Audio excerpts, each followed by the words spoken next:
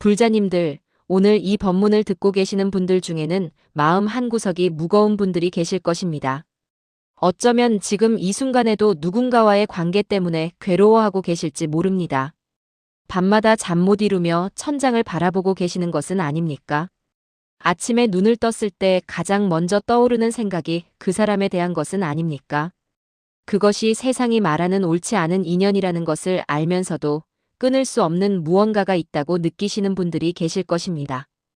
배우자가 있고 가정이 있는데도 혹은 상대방에게 가정이 있는데도 이 마음을 멈출 수가 없어서 괴로워하시는 분들이 계실 것입니다. 주변 사람들에게는 차마 말할 수 없는 고통을 혼자 감당하고 계시는 것은 아닙니까? 법당에 앉아서도 염불을 하면서도 그 사람 생각이 떠나지 않아 괴로워하시는 것은 아닙니까?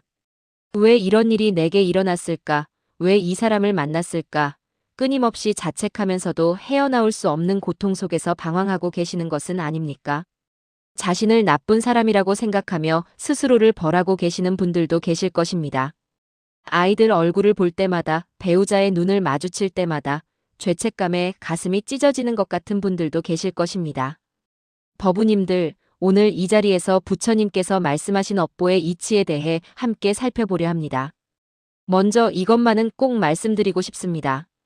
부처님께서는 여러분을 비난하시기 위해 이 가르침을 주신 것이 아닙니다. 여러분을 구원하시기 위해, 이 고통에서 벗어나게 하시기 위해 이 진리를 말씀하신 것입니다. 세상에는 우연이라는 것이 없습니다. 모든 만남에는 이유가 있고 모든 인연에는 전생부터 이어진 업의 끈이 있습니다. 길을 가다가 우연히 마주친 것 같은 사람도 사실은 무량겁 전부터 인연이 있던 사람입니다. 하물며 이렇게 강렬하게 마음을 흔드는 인연이야 말할 것도 없지 않겠습니까? 불륜이라는 고통스러운 인연 역시 마찬가지입니다. 이것은 단순히 도덕적 잘못을 넘어서 우리가 전생에서부터 지어온 업보가 만들어낸 과보인 것입니다. 인과응보라는 말이 있습니다. 원인이 있으면 반드시 결과가 있다는 뜻입니다. 우리가 지금 겪고 있는 이 고통스러운 인연도 반드시 그 원인이 있습니다. 전생에 우리가 지은 업이 씨앗이 되어 오늘 이렇게 싹을 틀어낸 것입니다. 오늘 이 법문을 통해 4가지 업보의 비밀을 깨닫게 되시면 보살님들께서는 이 고통의 굴레에서 벗어날 수 있는 길을 발견하실 것입니다. 부처님의 가르침은 우리를 비난하기 위함이 아니라 구원하기 위함입니다. 진리를 알게 되면 진리가 우리를 자유롭게 할 것입니다. 지금부터 함께 그 길을 찾아가 보도록 하겠습니다. 마음을 편안히 하시고 부처님의 자비로운 음성에 귀를 기울여 주십시오. 첫 번째로 전생에 빚진 업보가 오늘의 불륜 인연을 만든다는 진리에 대해 말씀드리겠습니다.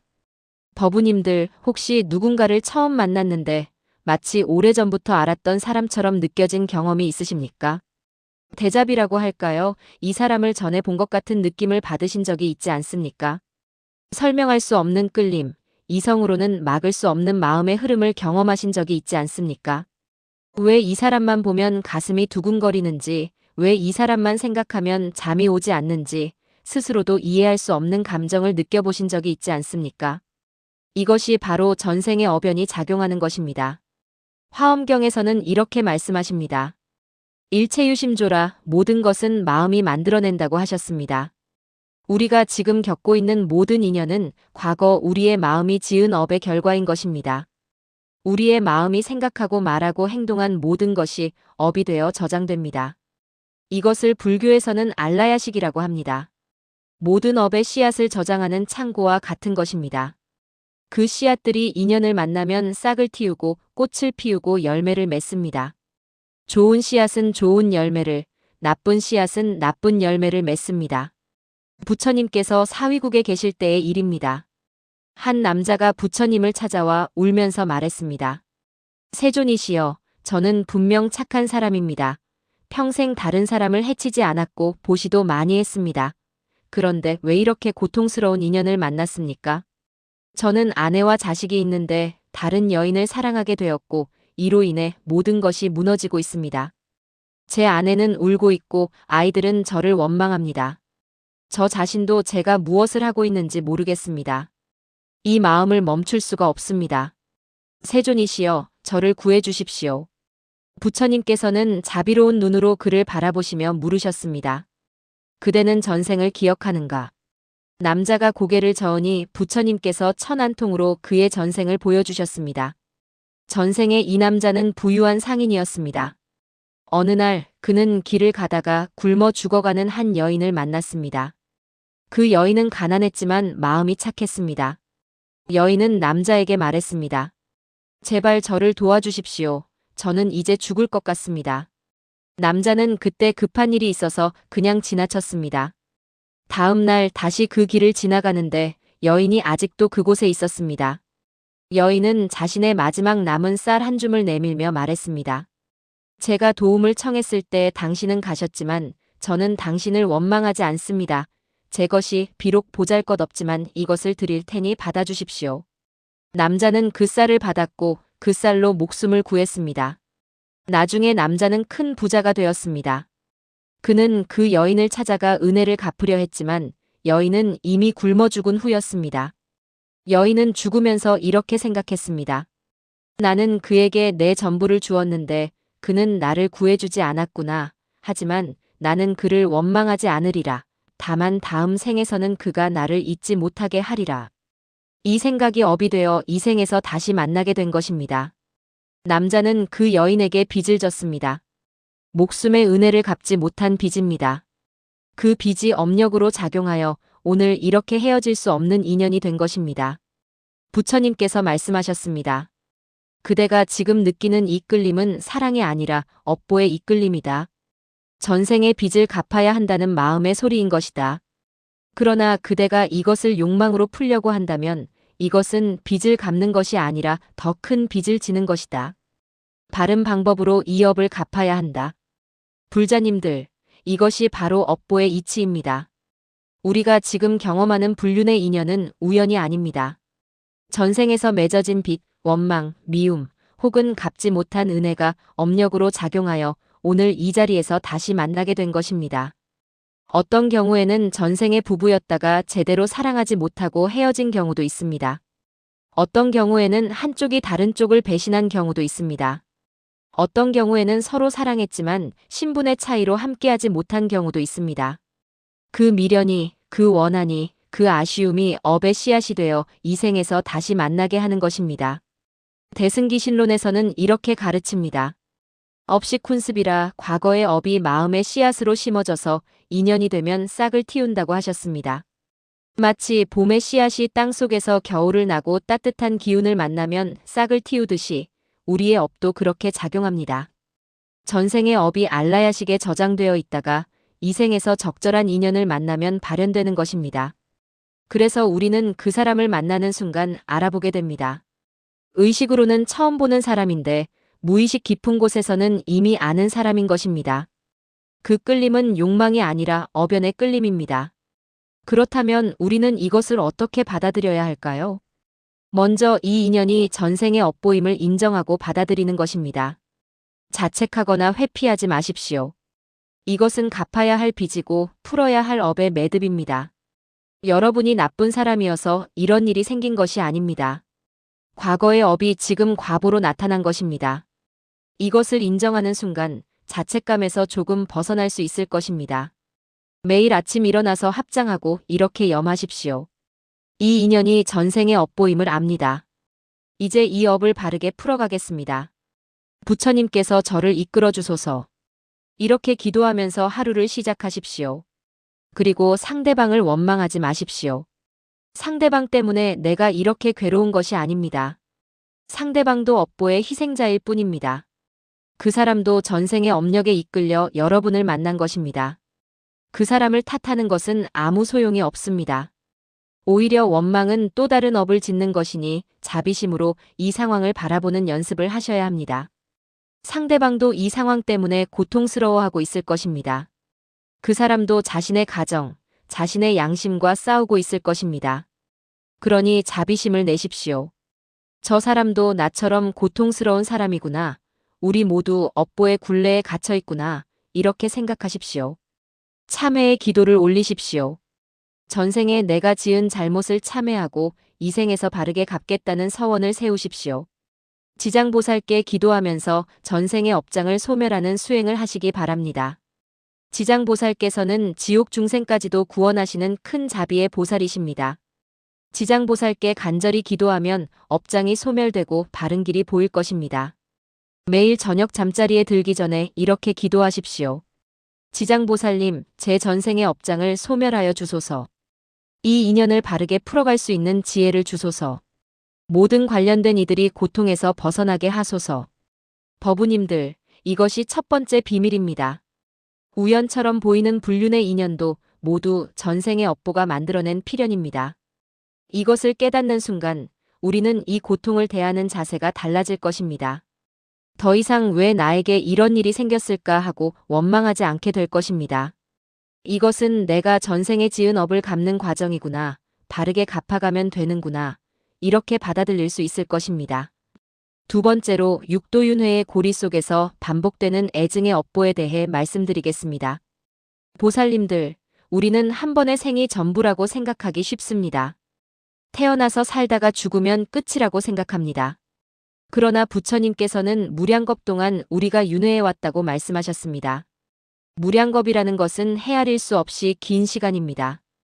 그 긴 시간 동안 우리는 수없이 많은 생을 살아왔습니다. 때로는 인간으로, 때로는 천상의 존재로, 때로는 아기로, 때로는 축생으로, 때로는 지옥 중생으로 태어났습니다. 그 많은 생 동안 우리는 수없이 많은 인연을 맺었습니다.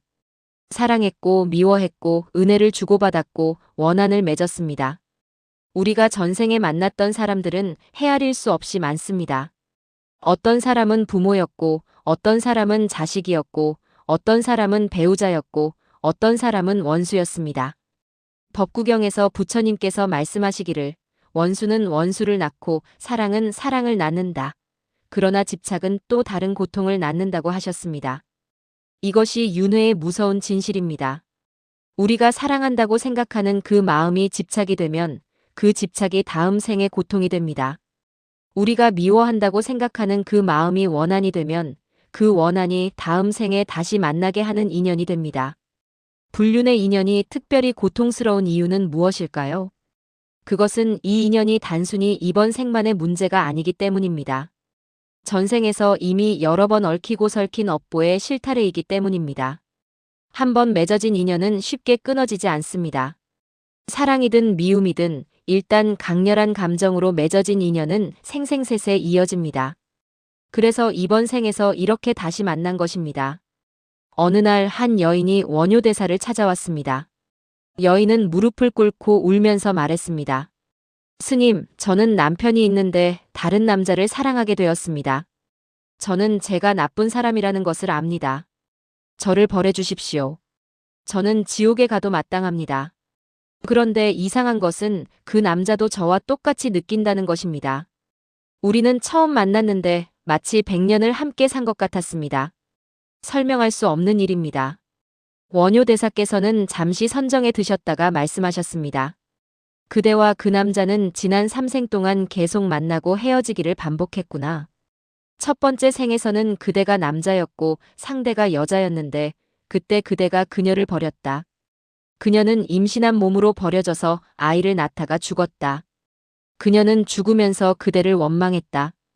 두 번째 생에서는 역할이 바뀌어 상대가 남자가 되고 그대가 여자가 되었다. 그때는 그가 그대를 버렸다. 그대는 평생 그를 기다렸지만 그는 돌아오지 않았다. 그대는 원망 속에 죽었다. 세 번째 생에서는 그대들이 부부가 되었다. 하지만 서로를 온전히 사랑하지 못했다. 과거의 원한이 남아있어서 서로를 의심하고 질투했다. 결국 원망 속에 헤어졌다. 이제 네 번째 생에서 다시 만난 것이다. 이번에도 집착으로 대한다면 다섯 번째 생에서도 또 만나 고통받을 것이다. 여인이 놀라며 물었습니다. 그렇다면 어떻게 해야 합니까? 원효대사께서 말씀하셨습니다. 이번에는 집착이 아닌 자비로 만나라. 욕망이 아닌 지혜로 대하라. 그래야만 이 고리를 끊을 수 있다. 진정으로 상대를 사랑한다면 상대의 행복을 위해 물러설 줄도 알아야 한다. 진정으로 상대를 아낀다면 상대에게 고통을 주는 관계를 지속해서는 안 된다. 이것이 진정한 사랑이다. 불자님들, 이것이 바로 육도윤회의 무서운 진실입니다. 우리가 지금 집착으로 대하는 이 인연은 내 생에도 또다시 만나 고통받을 수밖에 없습니다. 집착은 업을 만듭니다. 그 업은 다음 생에 다시 만나게 하는 인연이 됩니다. 그리고 그 만남은 또다시 고통스러울 것입니다. 왜냐하면 전생의 업을 갚지 못했기 때문입니다. 이렇게 생생세세 반복되는 것입니다. 중화함경에서는 이렇게 말씀하십니다. 애욕이 있으면 근심이 있고 애욕이 있으면 두려움이 있다. 애욕을 떠난 자에게는 근심도 없고 두려움도 없다고 하셨습니다. 사랑이라고 생각하는 그것이 사실은 애욕입니다. 집착입니다. 소유하고 싶은 마음입니다. 그 마음이 바로 고통의 뿌리입니다. 미생기경에서는 이렇게 말씀하십니다. 애별리고는 사랑하는 사람과 헤어지는 고통이요. 원증회고는 원수를 만나는 고통이요. 구부듣고는 원하는 것을 얻지 못하는 고통이라고 하셨습니다. 그런데 불륜의 인연은 이 세 가지를 모두 가지고 있습니다. 사랑하지만 함께할 수 없는 고통, 애별리고. 그 사랑이 주변 사람들에게는 원한의 씨앗이 되는 고통, 원증회고. 완전히 함께하고 싶지만 그럴 수 없는 고통, 구부듣고. 이 세 가지 고통이 모두 섞여 있으니 얼마나 괴로운 일입니까? 그렇다면 우리는 어떻게 이 고리를 끊을 수 있을까요? 첫째, 이 인연을 육체적 욕망이나 감정적 집착이 아닌 영적 배움의 기회로 바라보십시오. 왜 내게 이 사람이 왔는가? 이 관계를 통해 나는 무엇을 배워야 하는가? 이것을 끊임없이 자신에게 물으십시오. 어쩌면 내가 배워야 할 것은 내려놓음일 수도 있습니다. 어쩌면 진정한 사랑이 무엇인지를 배우는 것일 수도 있습니다. 어쩌면 나의 이기심을 깨닫는 것일 수도 있습니다. 둘째, 상대방의 행복을 진심으로 바라는 연습을 하십시오. 자비관을 수행하십시오. 매일 명상할 때 이렇게 염하십시오. 저 사람이 행복하기를. 저 사람이 고통에서 벗어나기를. 저 사람이 평화롭기를. 비록 우리가 함께할 수 없더라도 저 사람이 진정으로 행복하기를. 저 사람의 가족이 평화롭기를. 내 가족도 평화롭기를. 모든 관련된 이들이 행복하기를. 이렇게 기도하십시오. 처음에는 힘들 것입니다. 상대방의 행복을 바란다면서 내가 그 행복에 포함되지 않는다는 것이 받아들여지지 않을 것입니다. 하지만 계속 연습하십시오. 진정한 사랑은 집착이 아니라 자비입니다. 셋째, 이 인연에 새로운 업을 더하지 마십시오. 거짓말, 배신, 다른 사람에게 상처 주기, 이런 행위들은 또 다른 업의 씨앗이 됩니다. 지금 당장 관계를 끊을 수 없다 하더라도 최소한 새로운 악업을 짓지는 마십시오. 배우자에게 거짓말을 하지 마십시오. 가능하면 진실을 말하고 용서를 구하십시오. 자녀들에게 상처를 주지 않도록 조심하십시오. 상대방의 가족에게도 해를 끼치지 않도록 주의하십시오. 넷째, 108배나 참선 수행을 통해 업장을 소멸하는 노력을 하십시오. 매일 21배씩이라도 꾸준히 하면서 이 업보를 갚아가겠다는 서원을 세우십시오. 절을 하면서 이렇게 기도하십시오. 전생의 업장을 참회합니다. 이 생의 잘못을 참회합니다. 이 인연을 바르게 풀어가겠습니다. 모든 중생이 행복하기를. 다섯째, 경전을 독송하십시오. 금강경, 법화경, 화엄경, 어떤 경전이든 좋습니다. 매일 일정 시간 경전을 읽으면서 마음을 정화하십시오. 경전의 지혜가 우리를 바른 길로 인도할 것입니다. 법우님들, 이것이 두 번째 비밀입니다. 불륜의 인연은 한 생만의 문제가 아니라 윤회 속에서 반복되는 업보의 고리입니다. 이것을 깨닫고 이번 생에서 지혜롭게 대처한다면 우리는 내생에는 이 고통에서 벗어날 수 있을 것입니다. 이번 생에서 이 고리를 끊지 못하면 다음 생에도 또 만나서 또 고통받을 것입니다. 그러니 지금이 기회입니다. 이번 생에서 바르게 풀어가십시오. 세 번째로 욕망의 불꽃이 만드는 업의 굴레에 대해 살펴보도록 하겠습니다. 보살님들, 불교에서는 삼독이라 하여 탐진치, 탐욕과 분노와 어리석음을 말합니다. 이 세 가지 독이 우리를 고통 속에 가두는 근본 원인입니다. 그 중에서도 불륜의 인연을 만드는 가장 큰 원인은 탐욕입니다. 육신의 욕망, 소유의 욕망, 인정받고 싶은 욕망, 사랑받고 싶은 욕망, 외로움을 채우려는 욕망, 이런 것들이 모여서 업을 짓는 것입니다. 우리는 종종 이것을 사랑이라고 착각합니다. 하지만 부처님께서 보시기에는 이것은 사랑이 아니라 탐욕입니다. 유마경에서는 이렇게 말씀하십니다. 탐욕은 지옥의 씨앗이요, 분노는 악귀의 씨앗이요, 어리석음은 축생의 씨앗이라고 하셨습니다. 우리가 탐욕으로 행동하면 그것이 업이 되어 지옥에 떨어지게 됩니다. 분노로 행동하면 악귀도에 떨어지게 됩니다. 어리석음으로 행동하면 축생도에 떨어지게 됩니다. 불륜이라는 관계 속에는 이 세 가지 독이 모두 들어 있습니다. 상대를 향한 탐욕, 상황에 대한 분노, 인과를 모르는 어리석음이 뒤섞여 있는 것입니다. 나는 저 사람을 원한다는 탐욕, 왜 우리가 함께할 수 없는가에 대한 분노, 이것이 얼마나 많은 고통을 만드는지 모르는 어리석음. 이 세 가지가 합쳐져서 우리를 윤회의 바다에 빠뜨립니다. 조주선사께서 어느 날 한 선객이 찾아와 물었습니다. 선사님, 제가 한 여인을 사랑하는데 그 사랑이 옳지 않다는 것을 압니다. 그런데도 그만둘 수가 없습니다. 그녀만 생각하면 가슴이 뜁니다. 그녀가 없으면 살 수 없을 것 같습니다. 어찌해야 합니까? 조주선사께서 대답하셨습니다. 그대가 지금 사랑이라고 부르는 것이 과연 사랑인가 아니면 욕망인가? 선객이 머뭇거리며 대답하지 못하자 조주선사께서 다시 물으셨습니다. 그 사람이 없으면 그대는 죽는가? 선객이 말했습니다. 죽을 것 같습니다. 조주선사께서 말씀하셨습니다. 죽을 것 같다는 것은 아직 죽지 않았다는 뜻이니 그것은 사랑이 아니라 집착이다. 참된 사랑은 상대의 행복을 바라는 것이지 상대를 소유하려는 것이 아니다.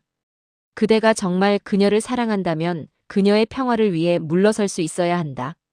그대가 그녀를 소유하려 한다면 그것은 사랑이 아니라 탐욕이다. 그대의 마음을 들여다보라. 거기에 진정 사랑이 있는가 아니면 욕망만 있는가? 그녀가 행복하기를 바라는가 아니면 그대가 행복하기를 바라는가? 그녀의 가정이 평화롭기를 바라는가 아니면 그대가 그녀를 얻기를 바라는가? 선객은 그 말씀을 듣고 땅에 엎드려 울었습니다. 스님, 저는 욕망만 있었지 사랑은 없었습니다. 저는 그녀의 행복을 생각하지 않고 제 만족만 생각했습니다. 불자님들, 이것이 핵심입니다. 우리는 종종 욕망을 사랑이라고 착각합니다. 소유욕을 사랑이라고 착각합니다. 상대가 내 것이 되어야 한다는 집착을 사랑이라고 착각합니다. 내가 외로우니까 그 사람이 필요하다는 것을 사랑이라고 착각합니다. 내가 인정받고 싶으니까 그 사람의 관심이 필요하다는 것을 사랑이라고 착각합니다. 그러나 부처님께서 말씀하신 진정한 자비는 상대의 행복을 바라는 것입니다. 상대를 자유롭게 하는 것입니다. 상대가 편안하기를 바라는 것입니다. 비록 내가 그 편안함 속에 포함되지 않더라도 말입니다. 능엄경에서는 이렇게 가르칩니다. 음욕이 끊어지지 않으면 윤회를 벗어날 수 없다. 비록 선정을 닫고 지혜가 있다 해도 음욕에 묶여 있으면 마구니가 된다고 하셨습니다. 이것은 단순히 육체적 욕망만을 말하는 것이 아닙니다. 정신적 집착, 감정적 의존, 소유욕, 이 모든 것이 우리를 윤회의 바퀴에 묶어두는 것입니다. 어떤 분들은 이렇게 말씀하십니다. 하지만 스님, 우리는 육체 관계도 없습니다. 그저 서로 마음을 나누는 것뿐입니다. 법우님들, 욕망은 육체적인 것만이 아닙니다. 마음의 욕망이 더 강력합니다. 상대의 관심을 원하는 것, 상대의 사랑을 확인하고 싶은 것, 상대와 연결되어 있고 싶은 것, 이 모든 것이 욕망입니다. 실제로 육체 관계가 없어도 마음이 묶여 있으면 그것은 불륜입니다. 마음이 배우자가 아닌 다른 사람에게 가 있으면 그것은 이미 계를 어긴 것입니다. 그렇다면 우리는 이 욕망의 불꽃을 어떻게 잠재울 수 있을까요? 첫째, 부정관을 수행하십시오. 우리가 집착하는 대상이 정말로 영원한가, 아름다운가를 깊이 관찰하는 것입니다. 부처님께서는 사람의 몸은 32가지 부정한 것으로 이루어져 있다고 하셨습니다. 머리카락, 털, 손톱, 발톱, 이, 살갗, 살, 힘줄, 뼈, 골수, 콩팥, 심장, 간, 늑막, 지라, 허파, 창자, 장간막, 위 속의 음식물, 똥, 뇌수, 담즙, 가래, 고름, 피, 땀, 지방, 눈물, 기름, 침, 콧물, 관절액, 오줌. 이것이 우리 몸을 구성하는 것들입니다. 이것을 하나하나 관찰하십시오. 이것은 상대를 비하하는 것이 아닙니다. 우리의 집착을 내려놓기 위한 방편입니다. 우리가 아름답다고 생각하는 그 몸도 결국은 이런 것들로 이루어져 있고 시간이 지나면 늙고 병들고 죽을 것입니다. 이것을 깨달으면 집착이 줄어듭니다. 둘째, 무상관을 수행하십시오. 모든 것은 변한다는 진리를 명상하십시오. 지금 이렇게 강렬하게 느껴지는 이 감정도 영원하지 않습니다. 시간이 지나면 변할 것입니다. 지금 이렇게 아름답게 보이는 상대도 늙을 것입니다. 지금 이렇게 절실하게 느껴지는 이 욕망도 사라질 것입니다. 모든 것은 무상합니다. 재행무상, 모든 행위는 무상하다. 이것을 깊이 명상하십시오. 셋째, 호흡관을 통해 욕망이 일어날 때마다 그것을 알아차리십시오. 욕망이 일어났구나 하고 그저 관찰만 하십시오. 따라가지도 말고 억누르지도 마십시오. 그저 지켜보십시오. 호흡을 관찰하십시오. 들숨과 날숨을 지켜보십시오. 욕망이 일어나는 것을 보고 그것이 사라지는 것을 보십시오. 마치 구름이 지나가는 것을 보듯이 욕망을 지켜보십시오. 그러면 욕망은 저절로 사라집니다. 넷째, 관음보살님께 기도하십시오. 관세음보살님은 중생의 고통을 듣고 구원하시는 분입니다. 욕망의 고통 속에서 헤매는 우리를 구원해 주실 것입니다. 매일 관세음보살을 1000번씩 염하면서 이 욕망을 정화하는 수행을 하십시오. 관세음보살, 관세음보살, 관세음보살. 이렇게 계속 염하면서 마음을 정화하십시오. 다섯째, 육바라밀을 실천하십시오. 보시바라밀, 지게바라밀, 인욕바라밀, 정진바라밀, 선정바라밀, 반야바라밀. 특히 보시와 지게를 실천하십시오. 욕망을 채우는 대신 남을 돕는 일에 에너지를 쓰십시오. 가난한 사람을 돕고 병든 사람을 위로하고 외로운 사람과 함께 하십시오. 그러면 욕망의 에너지가 자비의 에너지로 전환될 것입니다. 계율을 지키는 수행을 하십시오. 불살생, 불투도, 불싸움, 불망어, 불음주. 이 5가지 계율을 지키려고 노력하십시오. 특히 불싸움계를 지키십시오. 음행을 하지 않겠다는 계를 세우고 지키십시오. 여섯째, 매일 반야심경을 독송하십시오. 색즉시공, 공즉시색, 형상이 있는 모든 것은 공하다는 진리를 깨달으십시오. 내가 집착하는 대상도 공하고 집착하는 나 자신도 공합니다. 이것을 깨닫는 순간 집착은 저절로 사라질 것입니다. 관자재보살 행심반야바라밀 다시 조겨놓은 계공 도일체고액. 관자재보살께서 반야바라밀다를 행하실 때 오온이 모두 공함을 비추어 보시고 일체의 고액을 건너셨다. 우리도 이렇게 할 수 있습니다. 일곱째, 선지식을 가까이 하십시오. 혼자서 이 고통을 감당하려 하지 마십시오. 신뢰할 수 있는 스님을 찾아가 상담하십시오. 법회에 참석하십시오. 불자들과 함께 수행하십시오. 함께하면 힘이 생깁니다. 법우님들, 이것이 3번째 비밀입니다. 불륜의 인연을 만드는 것은 사랑이 아니라 욕망입니다. 이 욕망의 정체를 명확히 보고 그것을 지혜로 전환할 때 우리는 진정한 자유를 얻을 수 있습니다. 욕망은 우리를 묶지만 지혜는 우리를 자유롭게 합니다. 욕망은 고통을 만들지만 자비는 평화를 만듭니다. 지금 이 순간부터 욕망을 자비로, 집착을 지혜로 전환하는 수행을 시작하십시오. 4번째로 상생의 업보에서 상극의 업보로, 그리고 다시 해탈로 가는 길에 대해 말씀드리겠습니다. 보살님들, 부처님께서는 모든 업보가 완전히 나쁘기만 한 것은 아니라고 하셨습니다. 고통 속에도 깨달음의 씨앗이 있다고 하셨습니다. 불륜의 인연 역시 마찬가지입니다.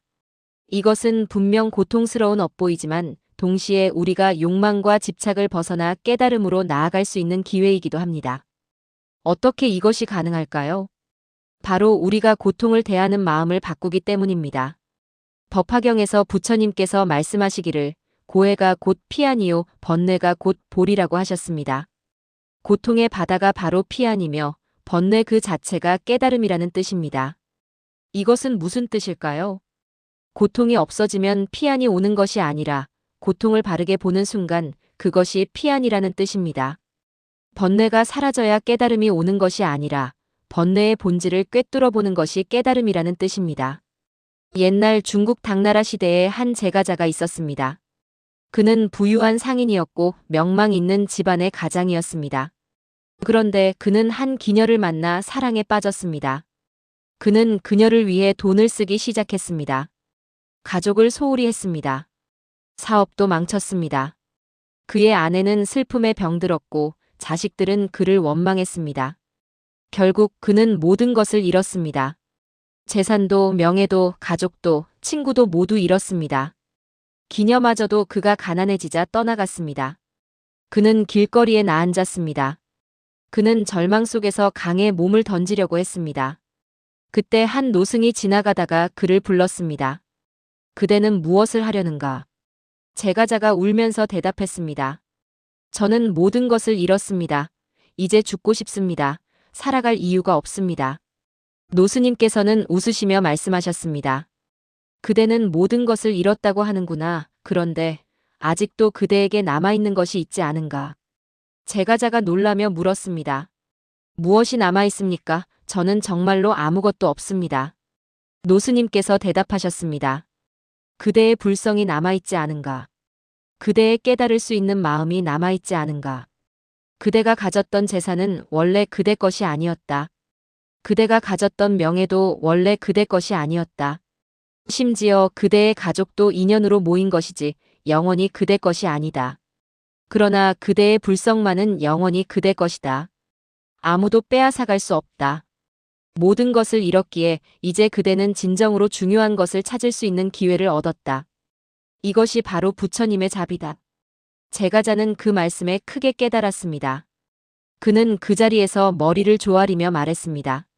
스님, 저를 제자로 받아주십시오. 저는 출가하여 수행하겠습니다.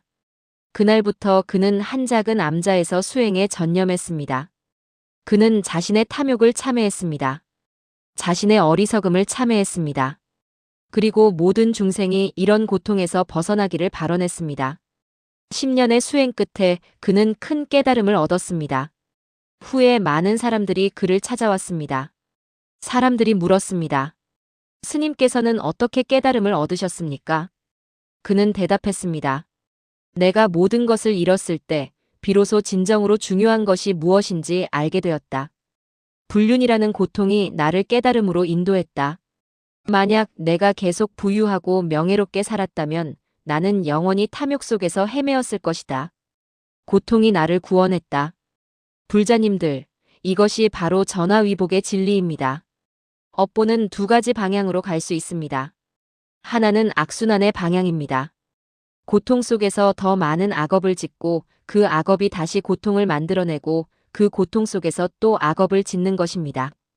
이렇게 계속되면 우리는 점점 더 깊은 나락으로 떨어집니다. 다른 하나는 선순환의 방향입니다. 고통을 계기로 깨달음을 얻고 그 깨달음이 우리를 해탈로 이끄는 것입니다. 고통을 걸음 삼아 지혜의 꽃을 피우는 것입니다. 화엄경에서는 이렇게 말씀하십니다. 일즉일체 일체즉일 하나가 전체요 전체가 하나라고 하셨습니다. 한 가지 인연이 모든 인연과 연결되어 있고 한 가지 업보가 전체 업보와 연결되어 있다는 뜻입니다. 따라서 우리가 이 불륜의 업보를 바르게 대처한다면 그것은 우리의 모든 업보를 정화하는 시작이 될 수 있습니다. 이 하나의 인연을 바르게 풀면 다른 모든 업보도 풀리기 시작합니다. 이 하나의 고통을 지혜롭게 대하면 다른 모든 고통도 견딜 수 있게 됩니다. 그렇다면 구체적으로 어떻게 해야 할까요? 첫째, 이 상황을 회피하지 마십시오. 있는 그대로 직면하십시오. 나는 지금 이런 상황에 있다. 이것은 나의 업보다. 이것을 인정하십시오. 부정하거나 합리화하려 하지 마십시오. 내가 특별한 사랑을 만났다느니 우리는 전생의 인연이니까 괜찮다느니 이런 식으로 합리화하지 마십시오. 있는 그대로 보십시오. 나는 지금 불륜 관계에 있다. 이것은 고통을 만들고 있다. 나는 이것을 바르게 풀어야 한다. 이렇게 인정하십시오. 둘째, 상처받은 모든 사람들에게 진심으로 참회하십시오. 배우자에게 참회하십시오. 당신을 사랑한다고 맹세했는데 배신했습니다. 용서해 주십시오. 자녀에게 참회하십시오. 좋은 부모가 되겠다고 했는데 실망시켰습니다. 용서해 주십시오. 상대방의 가족에게 참회하십시오. 그들의 평화를 깨뜨렸습니다. 용서해 주십시오. 그리고 상대방에게도 참회하십시오. 당신을 이런 고통 속으로 끌어들였습니다. 용서해 주십시오. 진심으로 참회하십시오. 형식적인 사과가 아니라 마음 깊은 곳에서 우러나오는 참회를 하십시오. 셋째, 보상할 수 있는 것은 최대한 보상하십시오. 물질적으로 보상할 수 있는 것이 있다면 보상하십시오. 정서적으로 보상할 수 있는 것이 있다면 보상하십시오. 시간을 내어 진심으로 상대의 상처를 돌보십시오. 배우자와 대화하십시오. 자녀와 시간을 보내십시오. 이것은 의무가 아니라 업보를 갚는 수행입니다. 진심으로 하십시오. 넷째, 사홍서원을 세우십시오. 중생무변서원도, 번뇌무진서원단, 법문무량서원학, 불도무상서원성. 무한한 중생을 다 제도하겠습니다. 다함 없는 번뇌를 다 끊겠습니다. 한량 없는 법문을 다 배우겠습니다. 위 없는 불도를 다 이루겠습니다. 이 고통을 계기로 모든 중생을 구원하겠다는 큰 서원을 세우십시오. 나의 고통이 헛되지 않도록 이 경험을 통해 같은 고통을 겪는 다른 사람들을 돕겠다는 원을 세우십시오. 나중에 이 고통을 극복하게 되면 같은 고통을 겪는 사람들을 위로하고 도울 수 있을 것입니다. 그것이 이 고통의 의미가 될 것입니다. 다섯째, 지금 당장 깨끗하게 정리할 수 없다면 최소한 더 이상 악화시키지는 마십시오. 거짓말을 그만두십시오. 비밀스러운 만남을 줄여나가십시오. 조금씩 단계적으로라도 이 관계를 정화시켜 나가십시오. 오늘 당장 끝낼 수 없다면 이번 주에 만남의 횟수를 줄이십시오. 이번 달에 연락의 빈도를 줄이십시오. 조금씩 천천히 그러나 확실하게 거리를 두어 가십시오. 여섯째, 원력으로 이 업보를 전환하십시오.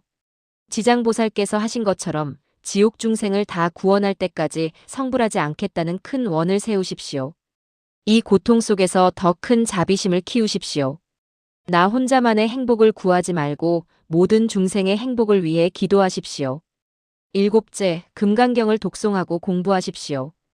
응무소주의 생기심, 마땅히 머무는 바 없이 그 마음을 낼지니라. 집착하지 않는 마음, 머물지 않는 마음을 닦으십시오. 과거심 불가득, 현재심 불가득, 미래심 불가득. 과거 마음도 얻을 수 없고 현재 마음도 얻을 수 없고 미래 마음도 얻을 수 없다. 모든 것은 공하다는 진리를 깨달으십시오. 여덟째, 선방에 가서 참선 정진을 하십시오. 화두를 들고 참고하십시오. 이 불륜의 인연이 나는 누구인가? 이 마음은 무엇인가를 깨닫는 화두가 되게 하십시오. 왜 나는 이렇게 고통스러운가? 이 고통의 주인은 누구인가? 이것을 물고 늘어지십시오. 화두를 타파하면 모든 고통이 사라질 것입니다. 아홉째, 자비관을 닦으십시오. 나로 인해 고통받는 모든 존재들을 떠올리십시오. 배우자, 자녀, 부모님, 상대방, 상대방의 가족, 친구들, 모든 관련된 이들을 떠올리십시오.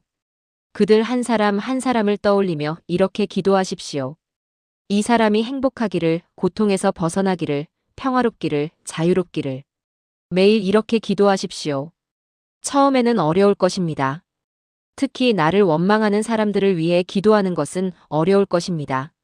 하지만 계속하십시오. 이것이 진정한 자비의 수행입니다. 열째, 보현보살의 10대원을 실천하십시오. 일자경례 제불, 일체 부처님께 공경하고 예배합니다. 이자 칭찬 열애, 열애를 칭찬하고 찬탄합니다. 삼자광수 공양, 널리 공양을 올립니다. 사자 참회업장, 업장을 참회합니다. 오자수의 공덕, 공덕을 기뻐하고 따릅니다. 육자청전 법륜, 법륜을 굴려주시기를 청합니다.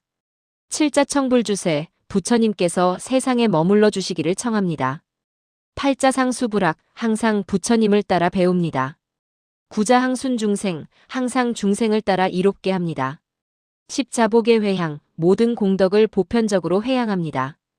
이 10가지 원을 하나하나 실천하면서 업보를 갚아가십시오. 특히 네 번째, 업장을 참회하는 것과 아홉 번째, 중생을 이롭게 하는 것을 열심히 실천하십시오. 11째, 가능하다면 전문가의 도움을 받으십시오.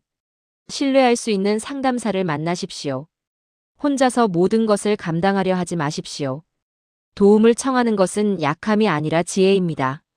12째, 인내심을 가지십시오. 이 업보를 푸는 것은 하루아침에 되지 않습니다. 시간이 걸립니다. 때로는 몇 달, 때로는 몇 년이 걸릴 수도 있습니다. 조급해하지 마십시오. 한 걸음씩 나아가십시오. 법우님들, 이것이 네 번째 비밀입니다. 불륜의 업보는 고통이지만 동시에 우리를 깨달음으로 인도할 수 있는 기회입니다. 이것을 어떻게 받아들이고 어떻게 대처하느냐에 따라 우리의 미래가 결정됩니다. 악순환으로 갈 것인가, 선순환으로 갈 것인가는 전적으로 지금 이 순간 우리의 선택에 달려 있습니다.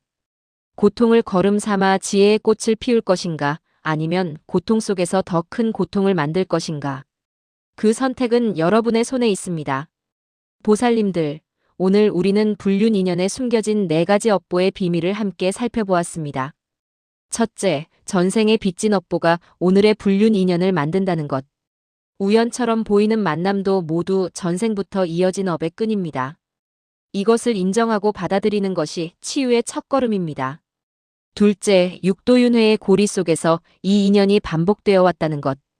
우리는 생생세세 같은 고통을 반복하고 있습니다.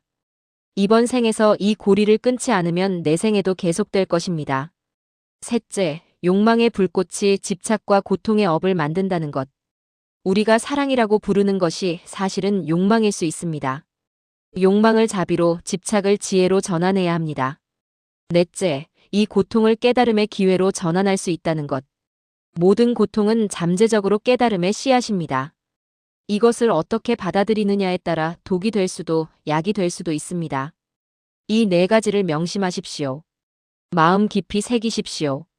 법우님들, 부처님께서는 우리를 벌하시기 위해 업보를 말씀하신 것이 아닙니다. 우리를 구원하시기 위해, 고통에서 벗어나게 하시기 위해 업보의 이치를 가르쳐 주신 것입니다. 부처님의 가르침은 항상 자비에서 시작됩니다. 지금 이 순간에도 고통 속에 계신 분들이 계실 것입니다. 밤마다 눈물을 흘리며 자책하고 계신 분들이 계실 것입니다.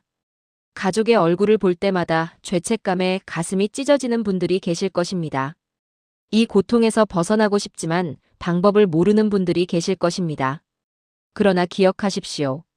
부처님께서는 일체 중생실 유불성이라 하셨습니다. 모든 중생은 불성을 가지고 있다고 하셨습니다. 여러분 안에도 부처님과 같은 깨달음의 씨앗이 있습니다. 여러분도 깨달을 수 있습니다. 여러분도 이 고통에서 벗어날 수 있습니다. 여러분도 해탈할 수 있습니다. 이 고통이 그 씨앗을 싹트게 하는 비료가 될 수 있습니다. 지금 당장은 어둡고 힘들겠지만 이것이 여러분을 빛으로 인도할 것입니다. 부처님께서 보리수 아래에서 깨달음을 얻으시기 전에도 많은 고행과 시련이 있었습니다. 그 고행과 시련이 있었기에 깨달음이 가능했습니다. 여러분의 고통도 마찬가지입니다. 이 고통을 헛되이 하지 마십시오. 이 고통을 지혜로 전환하십시오. 오늘 이 법문이 여러분께 작은 위안이 되고 큰 깨달음의 계기가 되기를 간절히 기도합니다.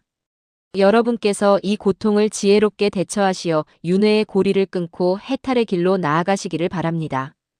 부처님의 자비가 여러분과 함께 하시기를 원합니다. 관세음보살님의 가피가 여러분을 감싸시기를 원합니다. 지장보살님께서 여러분의 업장을 소멸하여 주시기를 원합니다. 오늘 이 법문이 도움이 되셨다면 좋아요를 눌러주시고 같은 고통을 겪고 있는 주변 분들께 이 법문을 공유해 주십시오. 혼자서 고통받고 계신 분들이 많이 계십니다. 이 법문이 그분들께 작은 빛이 될 수 있기를 바랍니다. 그리고 여러분의 이야기를 댓글로 나눠주신다면 함께 기도하고 함께 수행하는 법우가 되겠습니다. 여러분은 혼자가 아닙니다. 부처님께서 함께 하십니다.